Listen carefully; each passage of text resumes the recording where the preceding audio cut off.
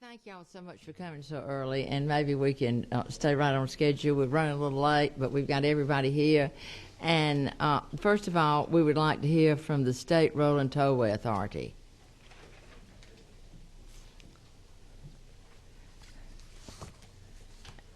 And I think they've passed out a brochure, and I think this is a mic that works. Mm-hmm. I hate to make you stand up, but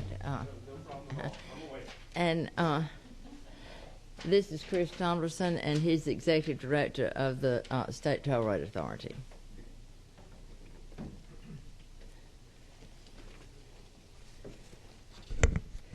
Well, good morning, Madam Chair, members of the subcommittee. I want to present you some information regarding the Governor's recommended FY16 budget as it relates to the State Road and Tollway Authority. If you're looking at the slide deck that I passed out on the first page, you will see that we are, the Governor's recommended budget has $91.8 million in state motor fuel funds coming to the State Road and Tollway Authority. This is the same level as in FY15 as well as in FY14. The remaining funds are federal funds. The primary reason for all of this funding is for debt service, but I'll provide a more detailed breakdown. If you turn to the next slide, you'll see a breakdown of the $91.8 million in state funding. Approximately $83 million is for debt service for the bond portfolio that we manage on behalf of the Department of Transportation. And I'll come back to that. In previous years, there's been a significant jump in debt service from the FY15 budget, where there was approximately $73 million that was required in state motor fuel funds to go towards debt service. It increased to $88 million in FY16. The reason you only see $83 million is as part of the Governor's recommended FY15 budget, there was approximately $5.6 million that was originally slated for the Georgia Transportation Infrastructure Bank program that was set aside to help pre-fund some of the debt service due in FY16. Even though the amended budget is still going through the process, that particular allocation has been preserved in both the House's version as well as in the Senate's version of that budget. So presuming the final budget it still includes that funding, there will be $83 million that is necessary to make debt service. The remaining money is $5.3 million for the Georgia Transportation Infrastructure Bank program, and I have some slides where I'll tell you a little bit more about that, and approximately $3.4 million for CERTA operations. Collectively, that totals the $91.8 million. The next slide gives a breakdown of the debt service. But again, we are managing guaranteed revenue bonds and GARBI bonds. By the end of June of 2015, the outstanding principal on those bonds will be just over $1 billion. Debt service that is due in FY 2016 is a total of $239 million. And again, the state motor fuel portion of that debt service is the $83 million that I was referencing on the previous slide. With the scheduled payments at the end of FY16, the outstanding principal or remaining bond debt will be approximately $913 million. Many of you have heard, and the remaining slides gives you further background on the Georgia Transportation Infrastructure Bank program. So I will give you the shortened version and take any questions, but this is a revolving loan and grant program. So again, the approximately $5.3 million that would be in the base budget would go towards this program. So that you know, from looking at the FY15 budget plus previous rounds of GTIP funding, if the FY15 budget passes as recommended, there would be a total of $9 million available for new loans and grants. You would couple that with this additional $5 million. So in FY16, or approximately July 1st of this year, there's conceivably approximately $14 million available for new rounds of funding. The remaining slides just gives you background on the program, as well as there's been 3 rounds of awards in the past. And I have a slide that shows you all of the locations of the projects that are around it, that were awarded in rounds 1 and 2. Turn to slide 5. It shows the location of all the projects that were awarded in round 3, which was completed in FY14. It's been a very popular program. Examples of some of the projects that have received awards through this program are all of the diverging diamond interchange projects that have been undertaken to date. We've also seen an uptick in the number of loans that have been awarded through the program. City of Johns Creek, City of Atlanta have all taken advantage of the awards. City of Clarkston has as well. And we continue to see a lot of interest. One of the key components of the program is a strong match component. So we've seen anywhere from, for every dollar that's been awarded, there's been $3 of non-state funds already committed to the project. So many times GTIP serves as that gap funding, that last remaining funding that's necessary for the project to move forward. With that, Madam Chairman, I'm happy to take any questions from the committee. Do I have any questions?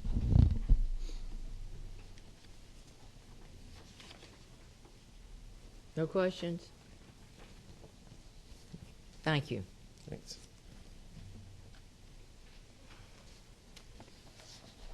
Next, Georgia Department of Transportation.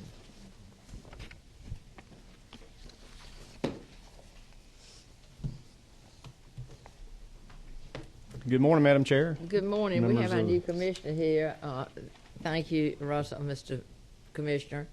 And I know you're just getting into the job. When you came before us before, you'd had it about 24 hours and did a great job. So It's been a little fast and furious, but it's great. Got a great staff that certainly well prepares me, and appreciate everybody's support thus far, and glad to be before you this morning.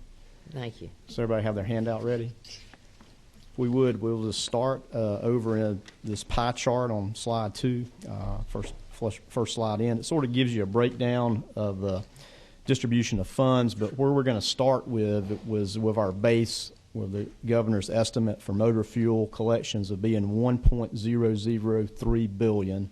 It's hard for me to say, but it's a big number. However, that's down a little more than $2 million from our FY15 base, and a little more than $6 million lower than what our amended 15 was. So we're actually starting 16 with a lower revenue number for state motor fuel projections in FY16. Chris, if we look at this pie chart, just a little bit about how these funds are distributed in the major programs here. Chris just talked about the SRTA, $91.8 million, and how those totaled up. He did a great job covering that. The next piece of the pie, sort of moving clockwise around, is the GO bond debt.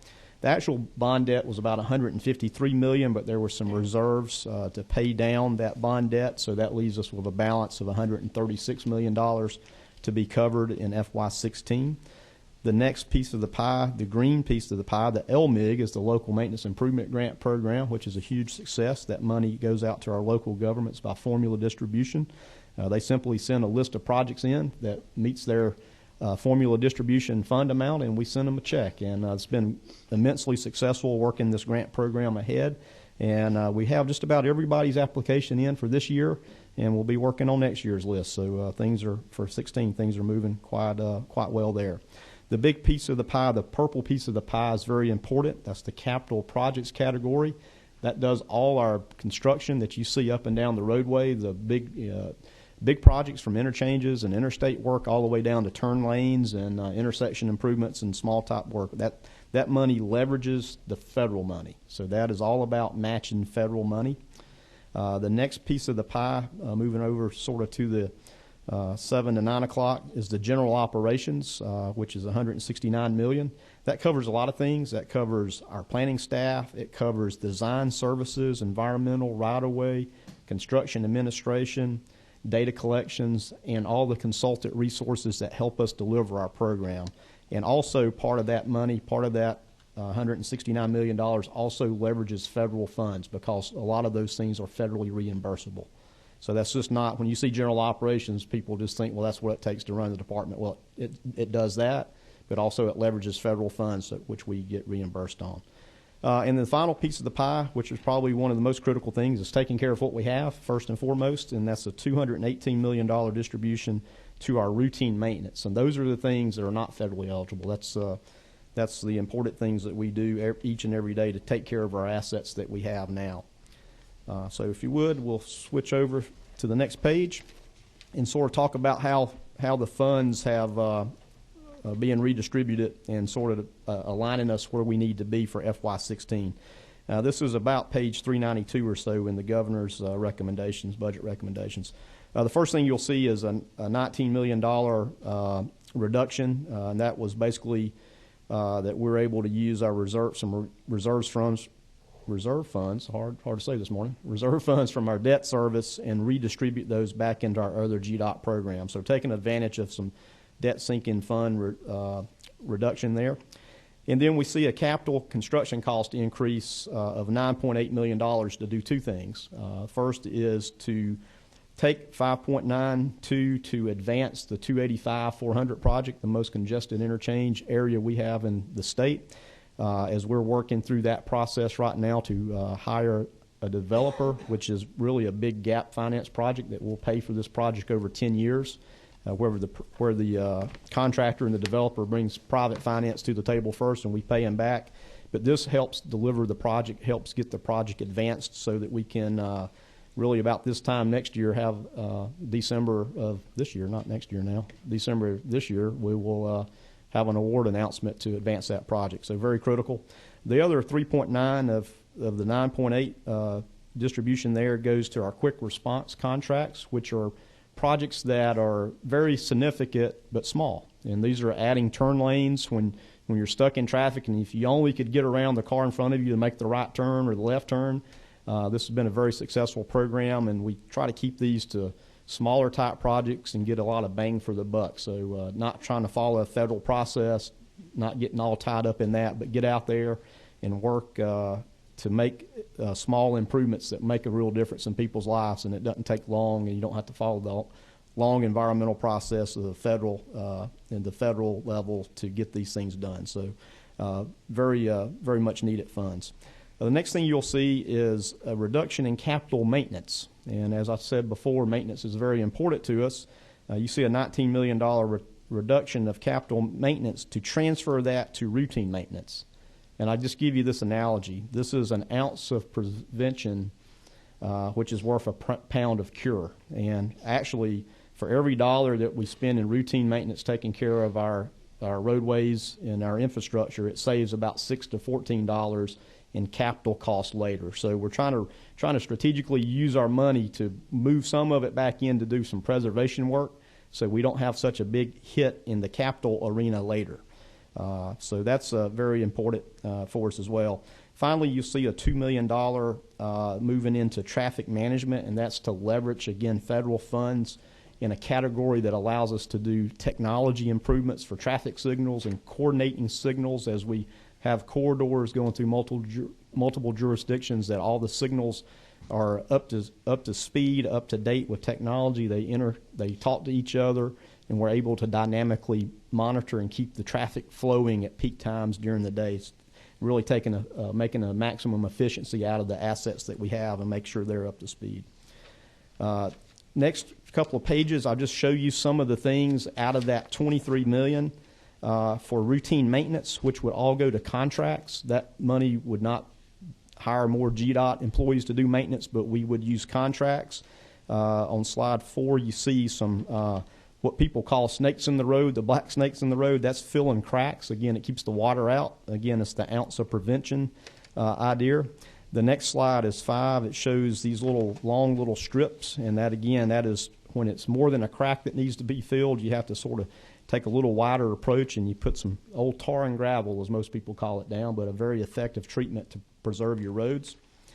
The next slide is page 6, and when you get on your concrete roads, when you get a pothole in concrete, it's a little harder to fix. And So you have to do these big slab repairs, and we need our contractors to help us do this. This is more complicated work, takes a little longer, certainly more heavy equipment involved, and certainly contractors have the ability to do this, to help us do this. Slide 7 gets back to this some things that are a little bit, again, outside our normal wheelhouse, is repairing fences around. You look around Metro Atlanta, in our metropolitan area, we have a lot of fences along our right-of-ways. We're not in the fencing business. We need fence contractors to help us. And on the right side of that slide is that sound wall that's got that pretty ivy growing on it. That's another maintenance need, keeping that ivy called kudzu off of it. But when noise walls get repaired, again, that's a little bit outside our wheelhouse of normal type routine maintenance, so we need contracts to help us to get that wall repaired back. Believe me, if you live on the other side of that wall and it's got a hole in it, you know it. So we'll get quite a few calls about noise wall complaints. So let's move on now. Slide 8 gets at, again, sort of back into the budget piece. And this really deals with the compensation increase of $1.7 million. And you can see the breakdown by our program level. And we're very excited to have this. Again, this is the same that was in last year's budget for our high performers and for retention and recruitment of staff. So you can see how that breaks down by program. And again, the last thing is, again, sort of a redistribution inside the payments to CERTA that Chris articulated very well, taking the $7.63 million of GTIB to advance to pay down debt service. Again, he'd still have, I think you reported there, about $12 million in the GTIB account to still advance GTIB projects and to help take down debt service. So certainly very important. And as you can see, that comes up to, again, about a $2.4 million reduce in the base from FY15. So FY16 would be starting at a reduced level from where FY15 was.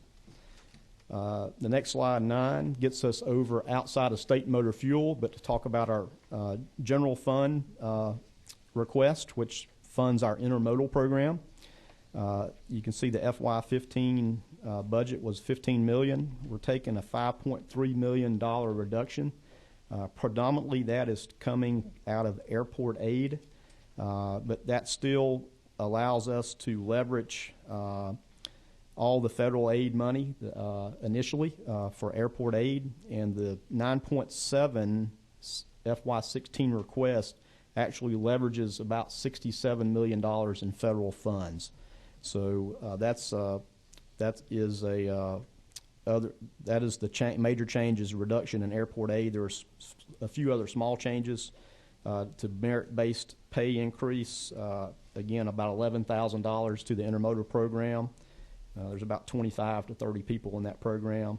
We have a small increase for employees' retirement service of $45,000, and actually a small credit from DOES from the self-insurance program of about a $14,000 credit. So that totals a $5.3 million change from FY15.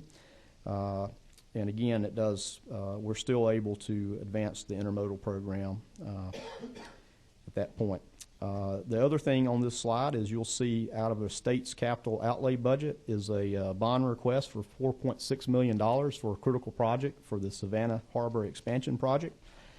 This deals with raising the docks of where the dredge material, when they start dredging out of the river, it has to be deposited to settle out, and this raises the docks of one of our existing detention areas so that that additional material, additional capacity is there, so that when the dredging takes place by the Corps of Engineers, it has a place, they have a home for it, if you will. So that represents about 35% of the share. It's a total $13 million project. The U.S. Army Corps of Engineers takes the lead on that. It was already identified in our joint project agreement, so this is not something new, something that was not planned, something that was not contemplated in the original project budget. This is just now advancing the ball down the field to accomplish that project. So with that, we'll turn over to the last slide, and I just always like to remind everybody that transportation is the driving force of a strong economy. So we're certainly proud to answer any questions and help you with any questions you may have. Do I have any questions? Okay. Go ahead. Thank you, Madam Chair. Mr. Commissioner, thanks for being with us. Welcome to your new position. And I'd like to start. I have a couple questions and comments. I'm often criticized for the unsightly condition of State Route 155. I represent parts of DeKalb County. And when I initially ran for public office in 2008, one of my campaign promises was that I would do my best to work with DOT and address the issues of the routine maintenance neglect that had been taking place along Flat Shoals Parkway 155 running through DeKalb County. And in the last 7 years, we haven't seen much improvement. We have overgrown grass. The schedule is set up to provide service, I believe, 2-3 times a year, and it's just not adequate. And this is something that I have to address. At one point, I went out myself, went to the DeKalb County landfill, got some mulch, had a crew of people, some volunteers, to do what we could as citizens.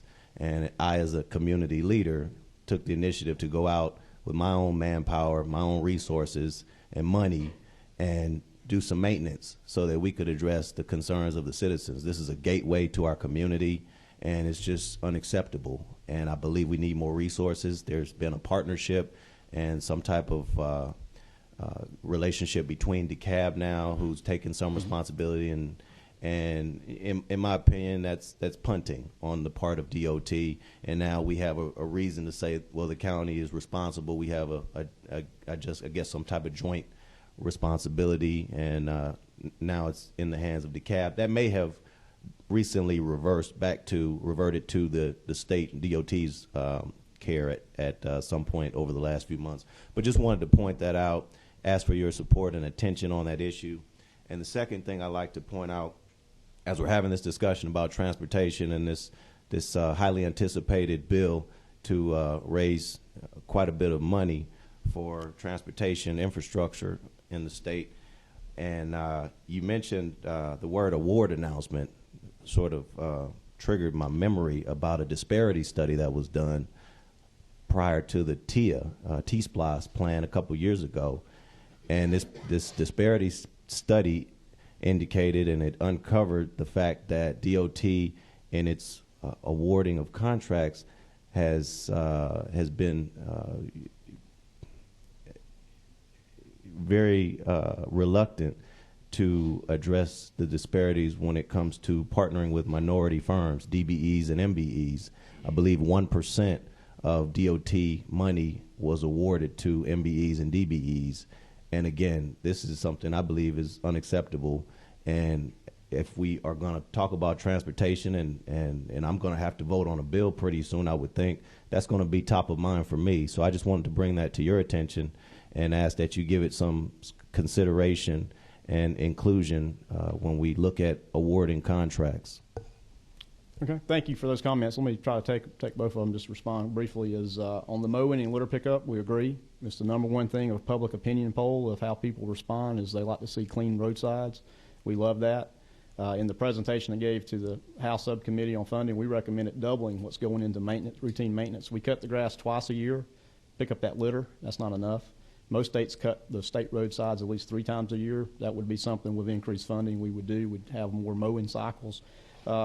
Just the interstates and sort of freeways out there, we spend $13 million just cutting grass and picking up litter for 3 times. And so you need more frequency to take part of it. I appreciate you and applaud you for taking the initiative as well as others. We have a lot of help around this state trying to make our roadsides look better. We have a lot of municipalities that cut the grass and pick up litter and partner with us. We have actually some local agreements as well in place to try to fund some of those and help supplement that, but everybody needs to do more. We certainly acknowledge that.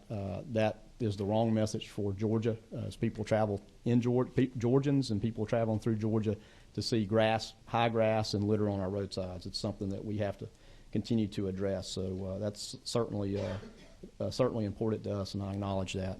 On the DBE, MBE, we have done a lot in the last few years. That disparity study was a few years old now. I don't remember how old it is. We're actually working forward to do another one now. I think we follow the federal program as it relates to DBE as a whole, and the federal requirements there. We have been able to satisfy those. Is that something we continue to do? Yes. We continue to partner We've done a lot of partnering, and Kimberly King, our EEO director, has been very aggressive and proactive.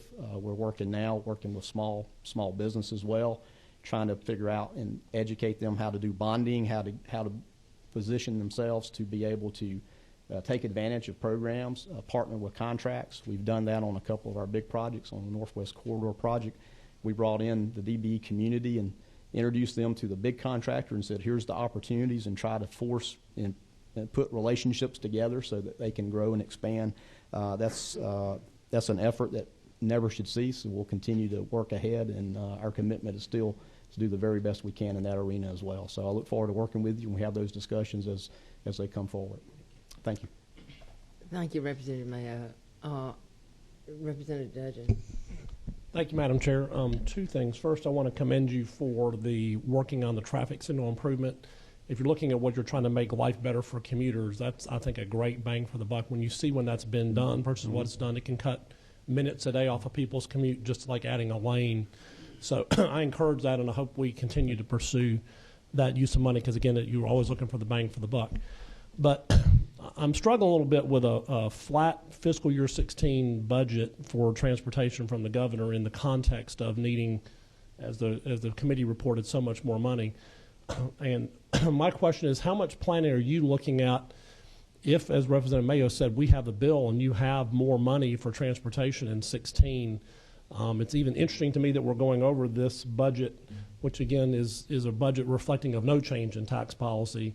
And unless I'm reading my leadership wrong, there's a big push for doing some changes in tax policy. So can you comment on, if you had the fourth penny, if you had $200, $300 million more dollars, where should you put it, and where would you recommend it goes in the DOT budget? When you look at, say, $200 to $300 million, Yeah. it goes back first and foremost to routine maintenance, and then back to capital maintenance. The first thing we have to do is take care of our assets that we have. We've got to be able to hold our ground where we are. We recognize in our capital maintenance program, we really need to be spending close to $350 million a year in capital maintenance, and that would be a hybrid of state and federal, so your state could leverage some of that federal. But when you leverage that federal, that takes that federal away from doing something else, such as capacity and mobility type projects. So you have to find that balance. The other part of a $200 to $300 million solution would go right back into routine maintenance, take care of things we just talked about. You know, keeping the grass cut, keeping the litter picked up, doing those things in this slide deck of showing you just, again, getting out there, things that are not federally eligible, you know, putting tar in the cracks and just taking care of. It's sort of like keeping your roof patched. You know, you just want to keep up there and keep ahead of the leaks, and that's exactly what we would try to do with that kind of solution. Follow up, Madam Chair, real quick. Yes. I do want to point out that I actually have a group in Forsyth County where local homeowners associations have come together to fund the median on 141 and to do more because the state's not able to fund it.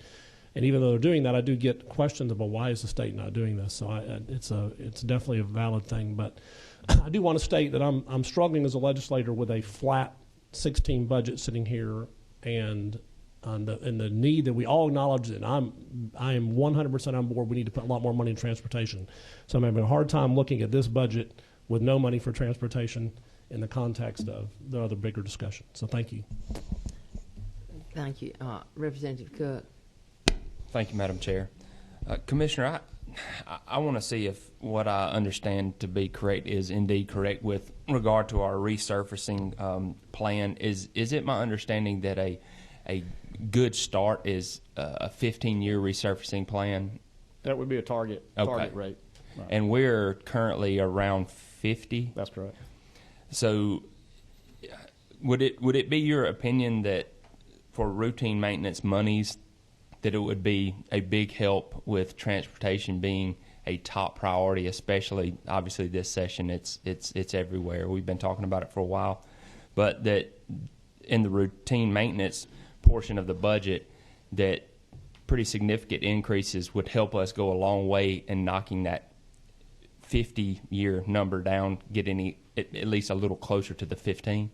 Yeah, exactly. I mean, and again, that's sort of in this request of moving the money into routine maintenance. It buys you some time so that without additional funding in the capital, what resurface falls into capital maintenance. So what we're trying to do is, again, buy some time. It's sort of downward slope like that, and if you do some more routine maintenance of the patching and those strip seals and doing those kind of things, it sort of pushes your capital replacement a little further out. But you can only push it out so many times. Again, it's just like your roof. You can go up there and patch your roof sometimes, but before long, you got too many nail holes and too many pops and deteriorated shingles. You just got to put a new roof on. So that's what we're trying to do and leverage in the budget context that we're in FY16. Trying to leverage that to buy us a little more time before we have to make the big capital investment. Which is a whole lot more costly. Again, it's really $1 spent on preservation saves you really about $6 to $12 in capital cost. But you can't sustain that forever. Right. At some point, you need a new roof. Madam Chairman, one follow-up, if I could. With all that being said, what do you have a number? Is there a number that's out there that would help us in terms of routine maintenance, bring us closer? Additional funds that's not in here right now. Additional funds that would help us bring us closer to that 15-year number, on top of what. I agree with Representative Dudgeon and his comments with regard to $12 million and it being a top priority. We need to, I think, keep digging some more. In the context of keeping Georgia and taking care of the great assets we have and keeping them in a condition that people are satisfied with, and we're there. If you ride around, roads are not terrible in its condition. But again, it's a slope that falls off pretty steep. It's not a gradual decline. You get to a point of no return or diminishing return. So for routine maintenance, we estimate another $200 million. You see this budget's a little over $200 million. Another $200 million puts another grass cutting cycle out there, more litter pickup, more of the things we've talked about today, and you need another about $300 million dedicated to capital total. That could be state and federal match on capital. It's a mix. You can mix and match on that. Thank you. Representative Shaw. Thank you, Madam Chair. Commissioner, I've heard us talk a lot about the changes happening on the federal side as far as the money that comes down from the feds, and I know that GDOT relies heavily on those funds, and we try to do our part, obviously, to try to have the funds to do the match. But can you just touch up briefly on what's happening out there on the federal side and some of the cuts that you're seeing and what you expect in the future? Absolutely. And what's happening on the federal side is nothing.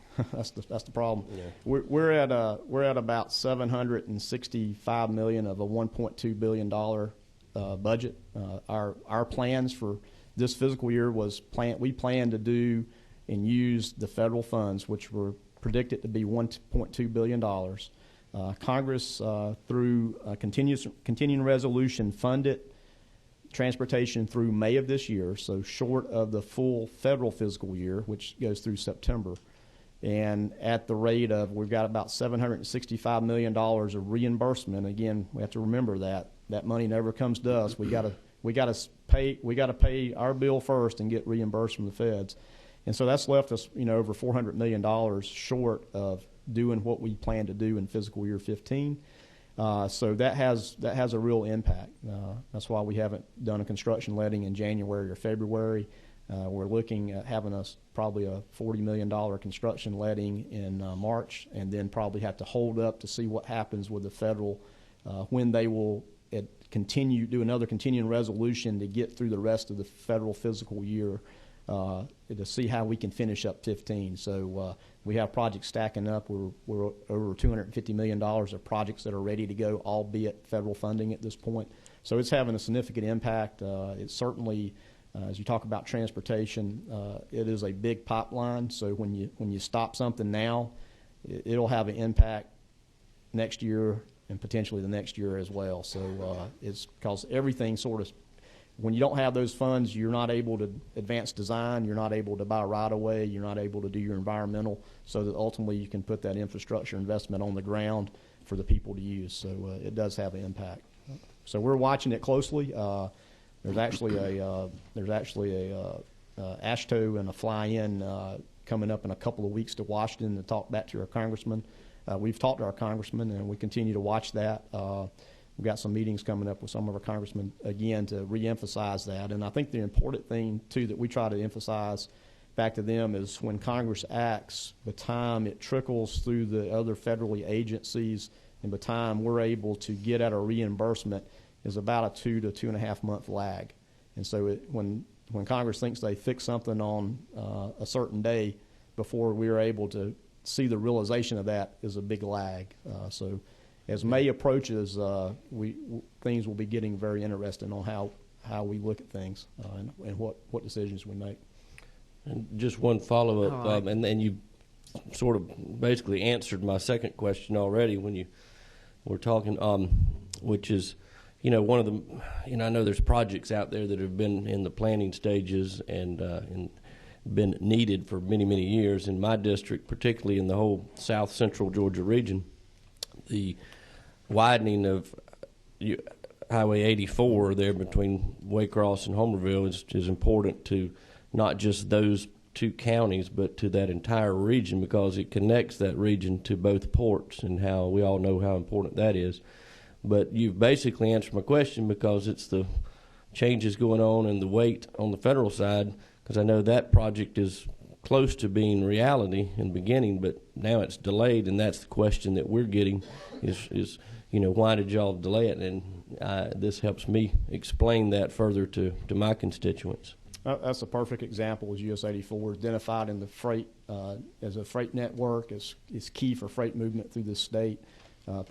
Project is nearing completion, would be ready, was scheduled for this year, and should the federal government come through and make federal fiscal year 15 whole, then it should be ready to go. But at this point, it's on hold just because we're, again, $434 million that we don't have the ability to get at it at this moment. And to complicate things on the federal side is you have to spend it in certain buckets. And so there's allocations by the dollars you get into certain buckets as well. So that makes it a little more challenges as you start trying to move projects ahead. Okay, thank you. Do I have any more questions? Thank you, Commissioner McMurray. Thank you, Madam Chair.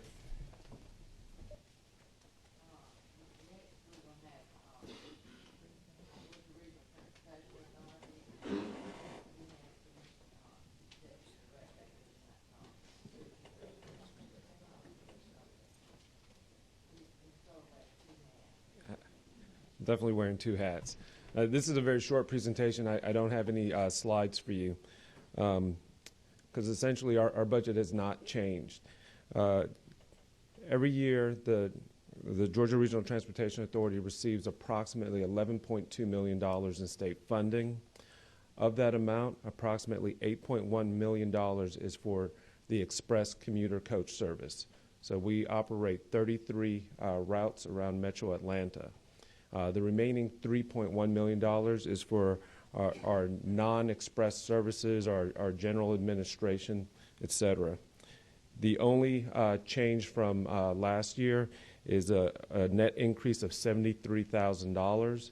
That was comes from a required increase of $48,000 for the employees' retirement system costs. $26,000, which represents the approximately 1% increase that, just like the department is doing, we're using to target key positions for retention or merit-based increases, and literally $200 in TeamWorks billings, which is just a system put out by Department of Administrative Services, State Accounting Office for management. So there's really no changes. Our budget remains totally flat. The majority of that money, the $8.1 million, that is for all of our costs for the operations. A large portion of that cost is for fuel. What traditionally has always occurred because of the changes in fuel prices, this budget is designed to take us all the way till we get to a point of the amended budget. So if we see if actual expenses require additional funding or not. And that's how the program has always worked over the past 10 years or so. Yes. You said your total budget was $11.2 million. Total amount of state funding. State funding. Yes. All right. And so what's your total amount of funding in the whole thing, your total amount of funding in that? Total amount of funding between federal, I'll put it this way, and I'll let our CFO do it because there's a couple of moving pieces. As it relates to the express service, the bus or transit service, we receive about 1/3 of our funding in state funds, 1/3 from the fare box, and 1/3 in federal funding. So on an annual basis, that total amount is roughly For 16 with fuel contingency, it's $26 million. so $26 million. And your administration, it takes about $3.1 million to administer. The $3.1 million is for our other functions. In addition to running the express service, we're responsible for providing a review and approval of the Atlanta TIP or transportation plan. So we work on behalf of the governor's office and with ARC. We also administer the van pool program, though that doesn't require any federal funding. And we're also do approval of what's called decisions of regional impact. But this is where there are developments going in that we have to review to see what impact they have on surrounding transportation. So the $3 million goes for all of Greta's functions that are not part of the transit service. Thank you. Any further questions? Thank you, and thank you for coming. Thank you. Department of Community Affairs.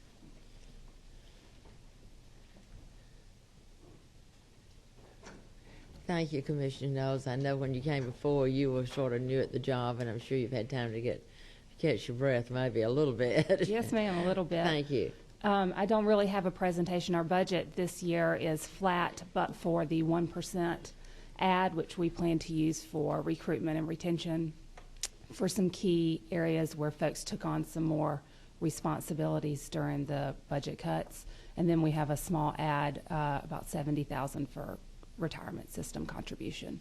Otherwise, our budget is flat. One thing that I'd like to say, I'm sure you heard Representative Mayo talk about the litter and trash and everything, and I think there's a lot of interest on this committee to put some funds in Keep Georgia Beautiful, and I feel like that Keep Georgia Beautiful, it does a lot of good on education and going into the schools and educating, and that's one thing we've got to do. We've got to start at a lower age educating children about litter and how important it is to recycle, and that's one reason I'd like to see Keep Georgia Beautiful back on the budget if there's any more money. And I know that several members of the committee have expressed the same desire.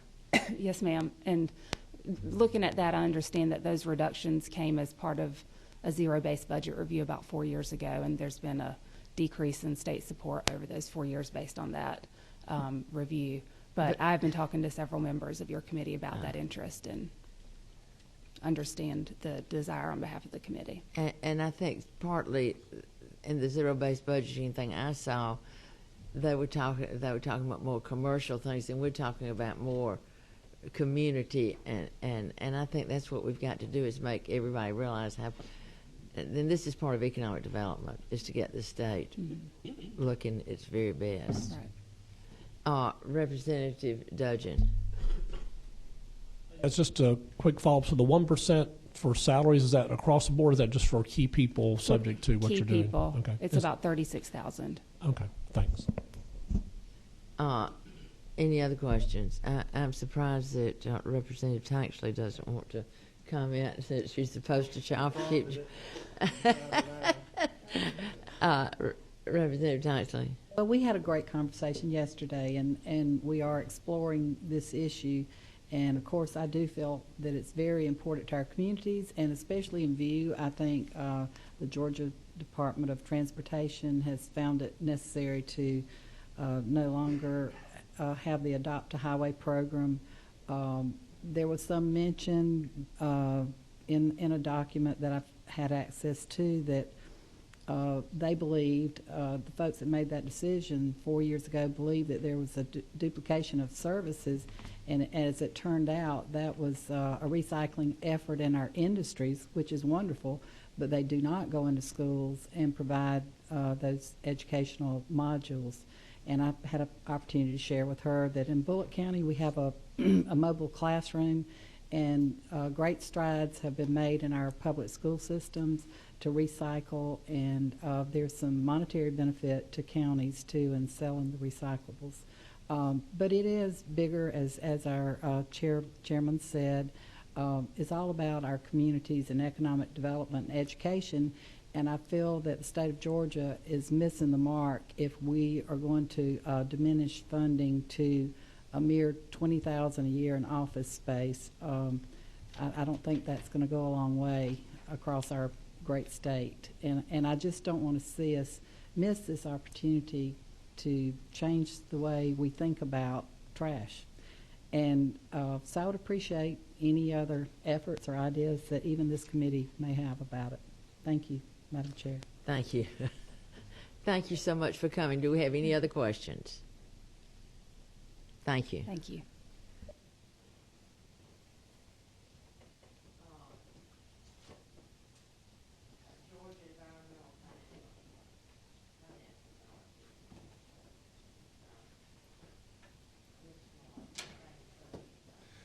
Good morning, Madam Chair and Subcommittee. I'm Chris Jones, the CFO at GFA. That's all right. That's all right.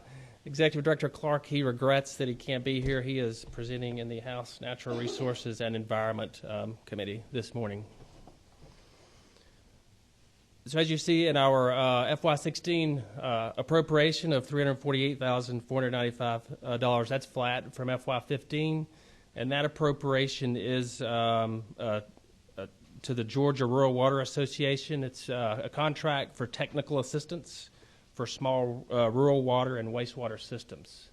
And that's really our only operating appropriation that we receive, so I'll be glad to answer any questions.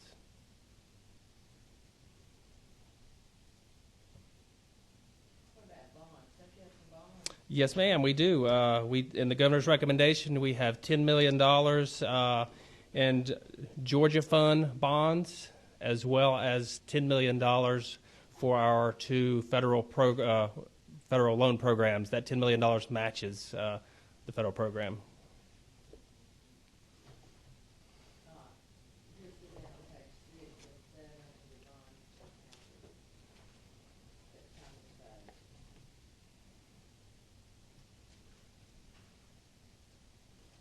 And we operate, absolutely, that's just where I was headed. We operate 4 loan programs through GFA, 2 state-funded loan programs, as well as 2 federal loan programs.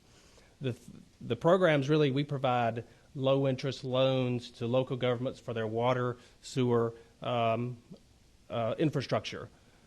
We are able to leverage the state's AAA bond rating, pass those on to our local governments. So right now for our benchmark rate, which is the state's AAA, it's 3.03%, and that's for the state-funded programs, as well as we reduce the interest rates for the federal programs, as well as for various water conservation, energy conservation type projects on those facilities.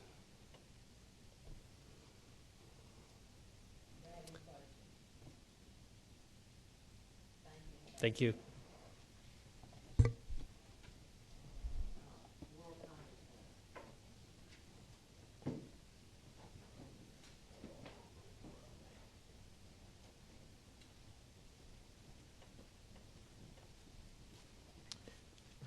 Good morning.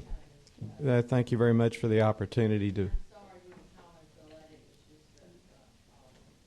Not a problem. I appreciate the opportunity, as always, to come before your committee and to talk about the Georgia World Congress Center and all the activities that we're involved with there.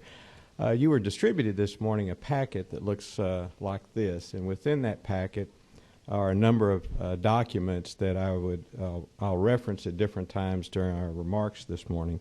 On the center piece, you'll see just a scorecard that I'll touch on some highlights relative to that, which is supported behind that with a report that we receive each year from Dr. Ken Hagley, who we work with as certainly as the state economist on our economic impact analysis and what that represents to us and to the state of Georgia. On the right-hand side pocket, you'll see basically three documents there. One is our 2020 vision, which we'll touch on in terms of our capital ask. And then for more specifically related to this year's request that was part of the governor's recommended capital budget, 2 projects that we're seeking your support on, as well as the General Assembly as we go forward this year. And then behind that, some renderings relative to some of the campus improvements that we're working through currently. Just as by way of a summary of where we stand as an authority, in fiscal 14, we generated $1.4 billion in economic impact to the state of Georgia. Of that amount, the state of Georgia realized approximately $73 million in additional tax revenues that came from the business that flows through our operations through the Congress Center, the Georgia Dome, and Centennial Olympic Park.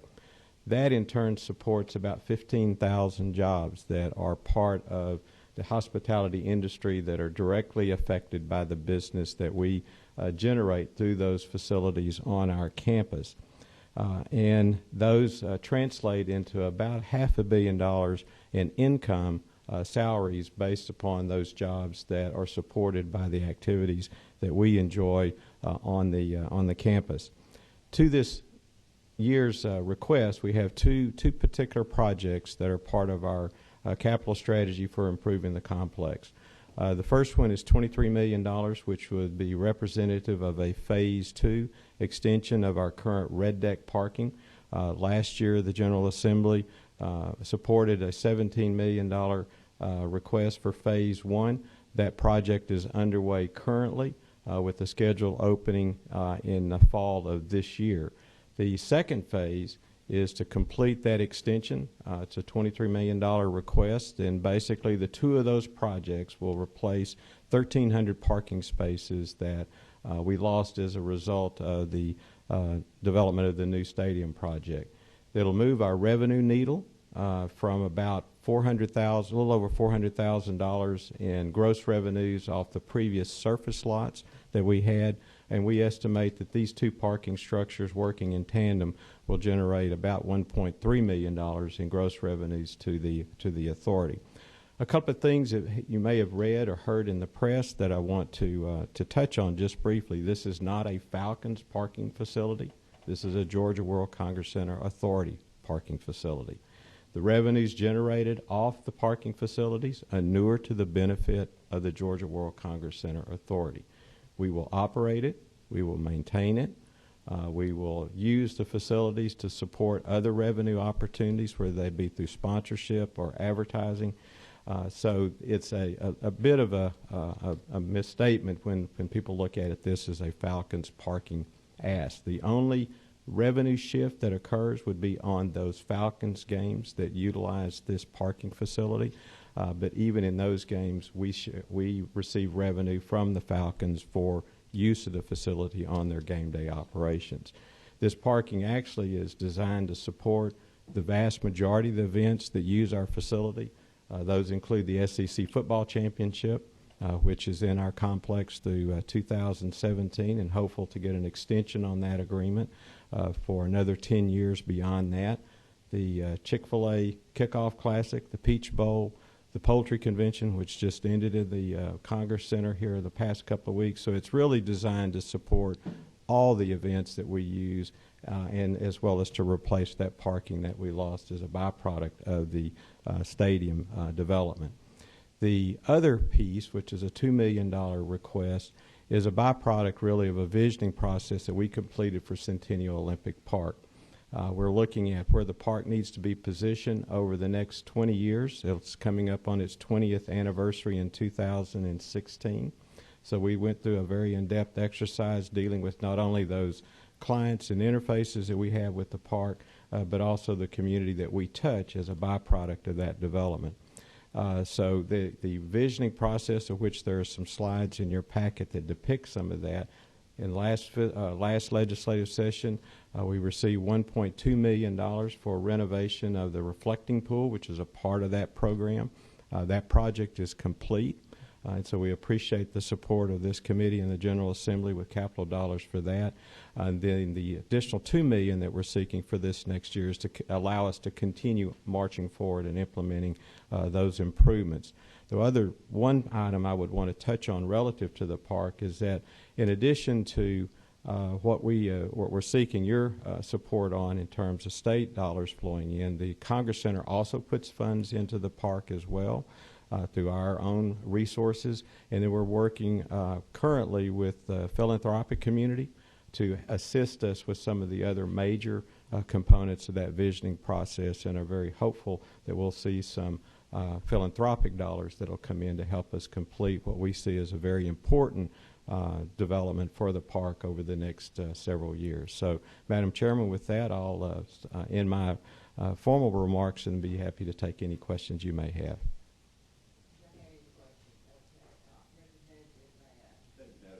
Thank you, Mr. Poe, and I commend you for your leadership. I believe you guys are doing a yeoman's job in managing this state authority, and I believe the World Congress Center is a hub. It's an international hub, with Atlanta being home to the world's busiest airport. Atlanta is a city that's accessible to 80% of the country within a 2.5, 3-hour flight. We're going to continue to attract travelers, conferences, economic activity from around the globe. And I think the World Congress Center is in a prime position to support that activity and the opportunities we have to serve as a world-class destination and a place for people to come work, live, play, and do business, and serve as a host and home to many conferences, marquee sporting events. So I want to do whatever I can and continue to support the World Congress Center and provide whatever resources necessary. Likewise, with Centennial Park being located at the center of much of the tourist destinations downtown, the Center for Civil and Human Rights, the Coca-Cola facility, the Ferris wheel, and the new stadium, obviously, are a prime opportunity, the College Football Hall of Fame. We want to support Centennial Park, give you an opportunity to tap into that connectivity with the other destinations. I know there was a very successful concert there, Outkast, over the summer that attracted quite a number of people. It was a very safe and spirited event that will just start the process, I believe, to continue to spur some growth and attract more people and more events and activity to Centennial Park.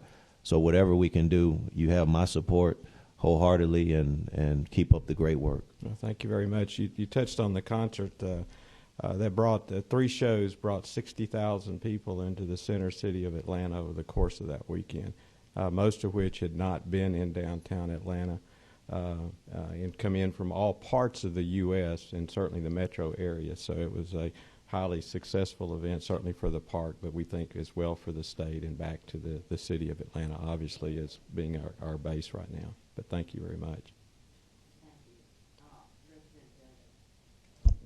Thank you, Madam Chair. Mr. Poe, appreciate what you guys do at the World Congress Center. I agree with Representative Mayo. It is well representative of our area, and it attracts amazing events and does a great job. But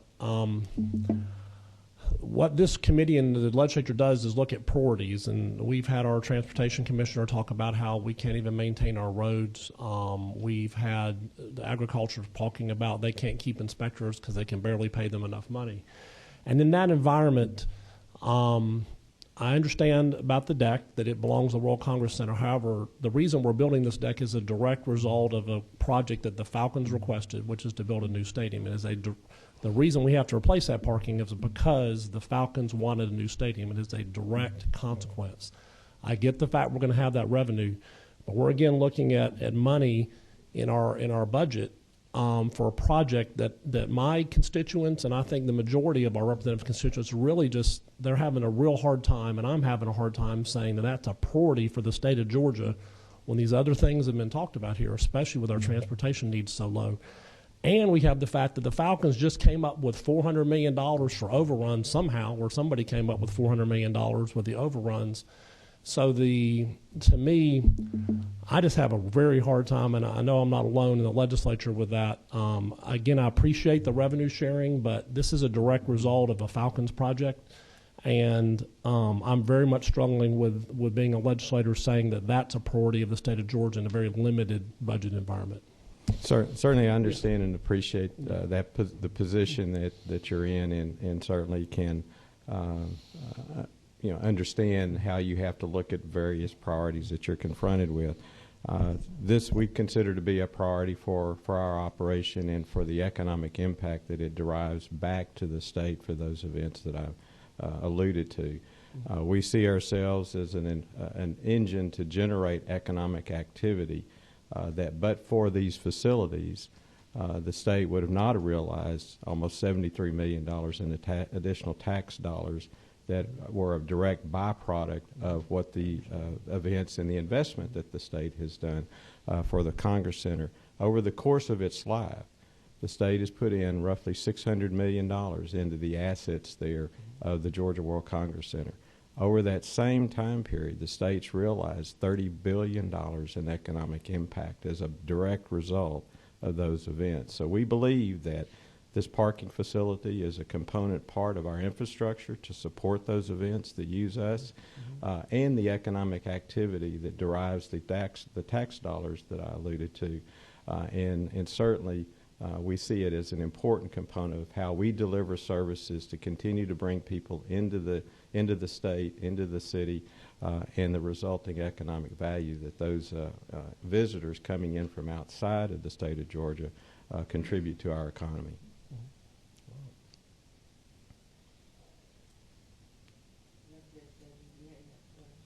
No, ma'am. Thank you, Mr. Chair. Question that he pointed out, he said there was a big overrun on the stadium, the cost of building the stadium. Is Georgia obligated to any of that? No. Thank you. The structure of that financial program is that $200 million comes through the city of Atlanta, Invest Atlanta. So they're supporting that investment through the hotel motel tax that the General Assembly extended in 2010. The balance of the total project, $1.2 billion, is supported by the Atlanta Falcons and the obligation of the team to meet that budget. The state owns the asset. The state owns the underlying dirt on which that facility sits.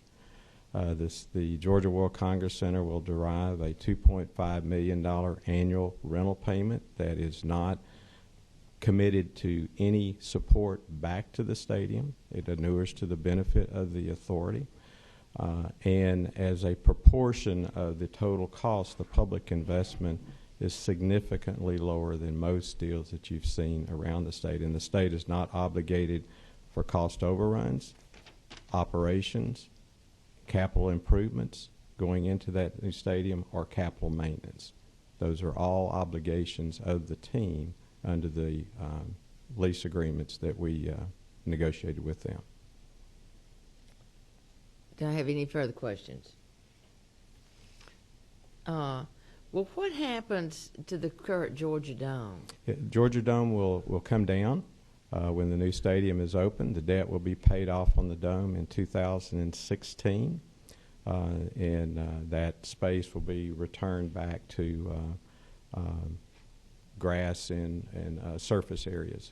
And we preserved, as a byproduct of the negotiation, redevelopment rights on roughly 60,000 square feet of the Georgia Dome site, of which we have an RFQ out currently to seek a developer that might be interested in doing a private sector development on that property subject to a ground lease. Representative Cook. Thank you, Madam Chair. Question about with the dome coming down. Are y'all the ones that are going to be responsible for doing that, or the Falcons doing that as well? Okay. Thank you. Yes, sir. Any further questions? Thank you, and thank y'all so much for coming. Thank you very much for the opportunity. Thank you.